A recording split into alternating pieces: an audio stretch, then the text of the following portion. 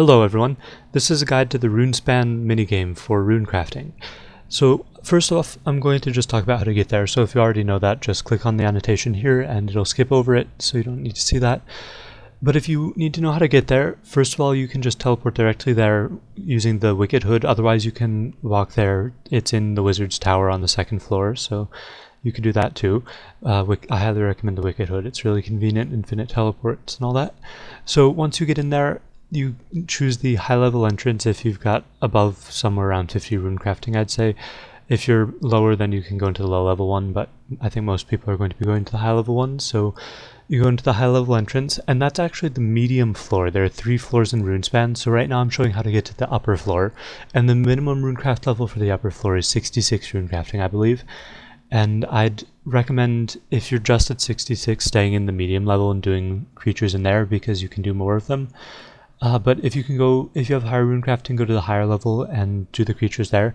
I've actually got a lot of information in the description that people have submitted for experience rates at different levels. So if you have a level that's below 99, I recommend reading stuff in there because that'll be more helpful than my experience rates at level 99. So there are 2 basic strategies for Runespan. First off, you can AFK and get slower experience, but it's AFK, so that's nice. It's the method that I prefer. And for this method, you just use the S creatures and you just click on them and you get runes from them and it gives you experience. It's really easy. And the only real trick to this is you can keep them alive forever by clicking on them repeatedly. Each creature will survive until someone takes 10 runes from it, all in a row, but if you click on it again, that resets the counter. So if you click on it every like 20 seconds, depending on what type of creature it is, you'll never make the full 10 runes and it'll stay alive forever. And the only problem with this is that you might run out of rune essence, and if you're running out, you can just click on the little things of floating essence all over and get more essence that way. So that's the method that I like. I often keep Runespan open on my laptop and watch TV or movies on my desktop, and I just click in the same spot every 20 seconds or so, and it just makes it so AFKable. And as for the experience rates for that, at level 99 runecrafting, it's somewhere around 60k experience. On either bloods, deaths, or souls, they're all roughly the same, although I believe deaths and bloods are slightly faster in terms of points per hour. The points are used for buying rewards like the esteem, which is just a cosmetic reward. For it makes a different symbol on your wicked hood, cape, top or bottom. Well, it does it for all of them, but anyway.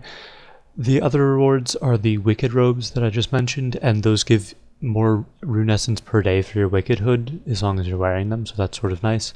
And then there's also a runic staff, which is charged by different runes, and you can cast spells with it, and that's pretty cool. I'll be making a video on that once I get it. And then there's also a large runecrafting pouch, which isn't possible to repair. It's actually called the massive pouch. I believe it holds 18 rune essence and requires 90 runecrafting to use. But that's sort of cool. It's a nice bonus if you want to mix up runecrafting in here with runecrafting outside and make some extra profit. So that's pretty nice. And then the other method for runecrafting to get better experience, this is much better experience per hour. At level 99 you can get over 100k experience per hour. And the method for this is to siphon from the nodes. Nodes are much better experience, but they aren't quite as AFKable. They're still pretty AFKable, but not quite as AFKable as the S creatures. So for this one, you can either go into random worlds and just hop around between platforms and click on the high level nodes and get experience off of it, or you can try and find a Runespan friends chat.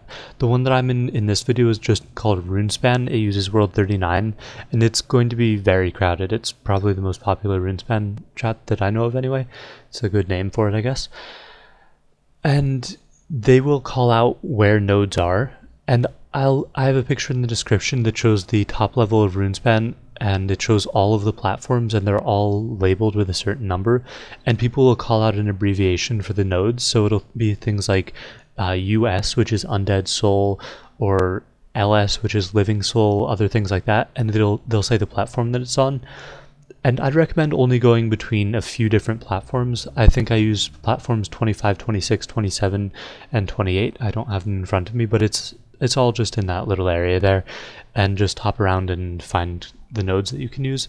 And yeah, the experience for this is quite good. It's still quite AFKable and you get a lot of points, so I'd recommend doing this for most people. If you're just going for trimmed comp cape or you just want the wicked item rewards or the runic staff, then you could do essence creatures for points, but this is much better overall. And that covers everything except for one part. The last thing that I want to mention is that there are wizards that pop up all over Runespan, and if you talk to the yellow ones, they'll ask for certain runes, and if you give them the runes, you'll get rune crafting experience. At level 99, you get 7.5k experience roughly. And what some people don't know about this is that you don't actually have to use the rune that they ask for. If you just use the highest level rune that you can give them, you'll still get experience for it. At level 99, if they ask for a rune and you give it to them, you get 7.5k experience. But if you just give them 10 soul runes, then you get like almost 7k experience. I think it's 6931 experience. So it's not really worth hunting for the elemental runes and building up a large supply of runes. It's better just to give them the high level runes, in my opinion. And I also don't really think it's worth hunting out of your way for the wizards. It's better just to stick to the platforms that you use, and if you see them, then use them. If not, then don't worry about it. So I hope this guide has been helpful, and if you're watching it when this guide is coming out, I hope you do a bunch of Runespan this weekend, because they're doing a Runespan weekend in which you'll get double points, and so you'll be able to get your greater runic staves or wicked robes or whatever else you're going for quite quickly.